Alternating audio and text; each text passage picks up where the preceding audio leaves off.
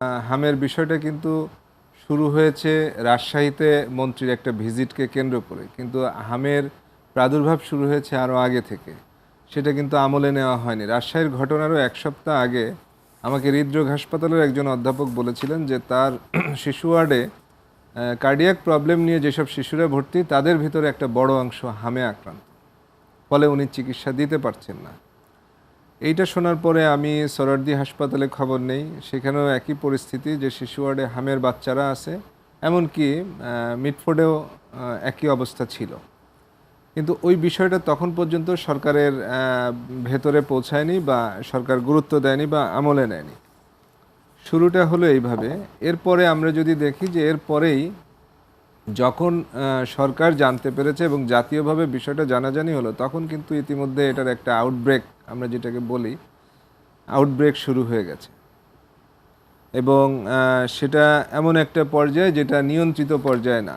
এখন শুরুতেই কেন এটাকে গুরুত্ব দেওয়ানি? আসলে বিশ্ব স্বাস্থ্য সংস্থার যে তদারকিতে আমাদের স্বাস্থ্য ব্যবস্থায় নিয়মিত দেখভাল করা হয়, সেই জায়গাটা ছিল এমন যে 2020 সালের ভেতরেই বাংলাদেশ থেকে হাম অনেকটা নির্মূল হয়ে যাবে, মানে 95% প্লাস কন্ট্রোলে থাকা, এবং এভাবে যদি পরপর 3 বছর থাকে সেটাকে একটা নির্মূলের পর্যায়ে বলা হয়।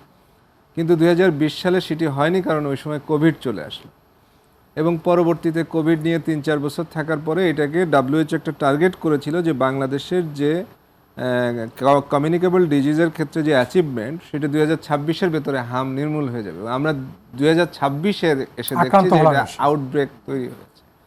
এর পেছনে আরও কিছু ঘটনা আছে যেটি মোটামুটি অনেকটাই জানাজানি হয়েছে, যে বিগত যে অন্তর্বর্তীকালীন সরকার ছিল তখন কিন্তু স্বাস্থ্যকে সবচেয়ে কম গুরুত্ব দেওয়া হয়েছে আমরা যদি বলি, এবং পরিস্থিতিও সেরকম ছিল।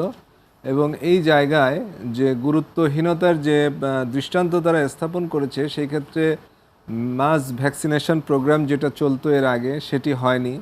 এমনকি টিকার জন্য যে টাকা বরাদ্দ ছিল সেখান থেকে ন্যূনতম টাকার 258 কোটি টাকার ভ্যাকসিন কেনা হয়েছিল। বাকি ভ্যাকসিনের জন্য আরও প্রায় 450 কোটি টাকা বরাদ্দ ছিল, কিন্তু একজন ঊর্ধ্বতন কর্মকর্তা বা সরকারের উচ্চ পর্যায়ের একজন ব্যক্তি যিনি বলেছিলেন যে অর্ধেক টাকা, বাংলাদেশে আপনি জানেন যে সবসময় টিকা কেনা হয় ইউনিসেফের মাধ্যমে, তাতে নিশ্চয়তা থাকে টিকার, এবং গ্যাভির কাছ থেকেই সরবরাহটা নেওয়া হয় বেশিরভাগ ক্ষেত্রে। কিন্তু তৎকালীন সেই কর্তা ব্যক্তি বলেছিলেন যে টিকা অর্ধেক টাকা কিনতে হবে ইউনিসেফ থেকে, আর বাকি অর্ধেক ওটিএম পদ্ধতিতে, মানে ওপেন টেন্ডারে টিকা কিনতে হবে।